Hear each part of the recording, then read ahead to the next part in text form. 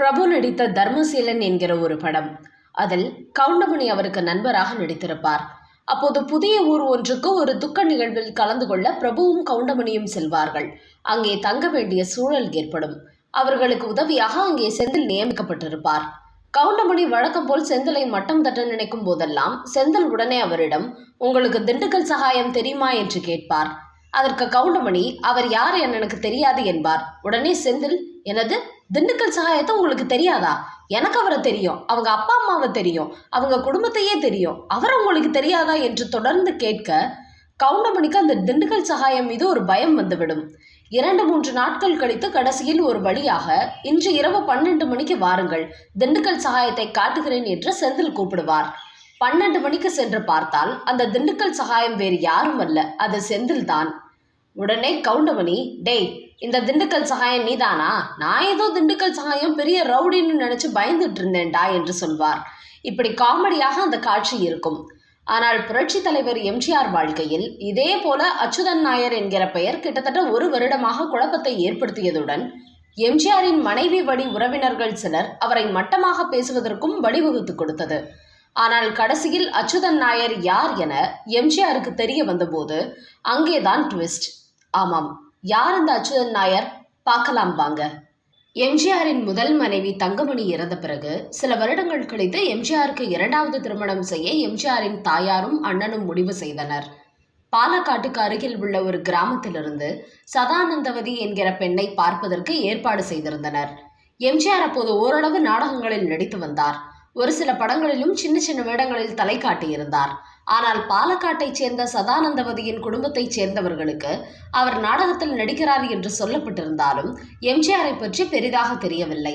ஆனால் அவர்களுக்கு கலைவாணர் NS கிருஷ்ணன் பற்றி ரொம்பவே நன்றாக தெரிந்திருந்தது. இதில் என்ன ஆச்சரியம் என்றால், எம்ஜிஆருக்கு சதானந்தவதியுடன் திருமணம் நடைபெற்ற அன்றைய தினம்தான் எம்ஜிஆரின் மாமியாருக்கு ஏற்கனவே எம்ஜிஆருக்கு முதல் திருமணமான விஷயமே தெரிய வந்துள்ளது. அதாவது எம்ஜிஆரின் முதல் திருமணத்தை மறைத்துதான் இந்த 2வது திருமணத்தை அவரது குடும்பத்தினர் ஏற்பாடு செய்துள்ளார்கள். இந்த விஷயம் எம்ஜிஆருக்கு தெரியாது. இது ஒரு பக்கம் இருக்க, திருமணத்திற்கு வந்திருந்த மனைவி வழி உறவினர்கள் பலர், உங்களுக்கு NS கிருஷ்ணனை தெரியுமா என்று கேட்டனர். அதற்கு, ஓ, அவரை நன்றாக தெரியுமே, அவருக்கும் எனக்கும் நல்ல பழக்கம் இருக்கிறது என்று கூறியிருக்கிறார். அப்படியானால் NS கிருஷ்ணன் உங்களது திருமணத்திற்கு ஏன் வரவில்லை என்று இன்னொரு கேள்வியை கேட்டனர். எம்ஜிஆருக்கும் அப்பொழுதுதான் அந்த கேள்வி மனதில் எழுந்தது. முதல் திருமணம் கூட ஏதோ அவசரமாக முடிந்ததால் யாருக்கும் சொல்லப்படவில்லை. ஆனால் இந்த திருமணத்திற்கு NS கிருஷ்ணன் வருவதாக சொல்லியிருந்தாரே, ஆனால் ஏன் வரவில்லை என்று அப்போது எம்ஜிஆருக்கும் தன் மனதில் கேட்டுக்கொண்டார். உடனே அங்கிருந்தவர்கள் எம்ஜிஆரை தவறாக நினைத்து, NS கிருஷ்ணனை தெரியாது என்றால் தெரியாது என்று சொல்ல வேண்டியது தானே, எதற்கு தெரிந்தவர் போல் காட்டிக் கொள்கிறீர்கள் என்று கேட்டனர். இது என்னடா வம்பா போச்சு, எனக்கு தெரிந்தவர் என்றால் தெரிந்தவர் என்று தானே சொல்ல முடியும் என்று கூறியுள்ளார் எம்ஜிஆர்.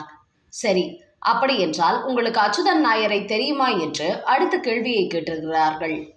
எம்ஜிஆர் அந்த பெயரை கேள்விப்பட்டதே இல்லை. யார் இந்த அச்சுதன் நாயர் என்று கேட்க, என்ன இப்படி கேட்டுவிட்டீர்கள்? NS கிருஷ்ணனுடன் எப்போதும் கூடவே இருப்பவர் தான் இந்த அச்சுதன் நாயர். நீங்கள் NS கிருஷ்ணனுடன் நல்ல பழக்கம் என்கிறீர்கள், ஆனால் அச்சுதன் நாயர் பற்றி உங்களுக்கு தெரியவில்லையே. அப்படி என்றால் நீங்கள் பொய்தானே சொல்கிறீர்கள் என்று திரும்பவும் எம்ஜிஆருக்கு பொய்யர் பட்டம் கட்ட முயற்சித்தனர். இதனால் கோபமான எம்ஜிஆர், அப்படி யாரையும் NS கிருஷ்ணனுடன் நான் பார்த்ததில்லை.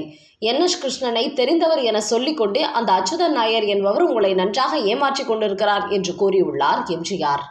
அதற்கு, அந்த அச்சுதன் நாயர் NS கிருஷ்ணனுடன் எடுத்த புகைப்படம் எல்லாம் வைத்திருக்கிறார். அவர் எப்படி எங்களை ஏமாற்ற முடியும்? நீங்கள் தான் எங்களை ஏமாற்றுகிறீர்கள் என்று சொன்னதும், அப்படி யார் இந்த அச்சுதன் நாயர் என எம்ஜிஆருக்கு மிகுந்த குழப்பம் ஏற்பட்டது. இந்த அச்சுதன் நாயர் இப்போது ஊரில் இருக்கிறாரா என்று அங்கிருந்தவர்களிடம் எம்ஜிஆர் கேட்டுள்ளார்.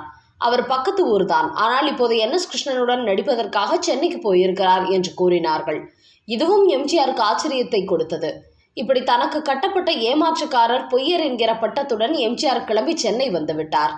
இது போதாது என்று அந்த உறவினர்களில் ஒருவரான செல்லப்பன் நாயர் என்பவர் எம்ஜிஆர் உண்மையிலேயே நாடகத்தில் தான் நடிக்கிறாரா என்பதை தெரிந்து கொள்ள வேண்டும் என்பதற்காக கோவை கிளம்பி வந்து மாடர்ன் ஸ்டுடியோஸ் என்று எம்ஜிஆர் பற்றி விசாரித்திருக்கிறார். அப்போது அவர் அங்கே இருந்தவரிடம், ராமச்சந்திர மேனன் இங்கேதான் இருக்கிறாரா என்று கேட்டுள்ளார். அங்கிருந்தவர்களுக்கு எம்ஜிஆரை ராமச்சந்திரன் என்று மட்டும்தான் தெரியும், மேனன் என்பது தெரியாது.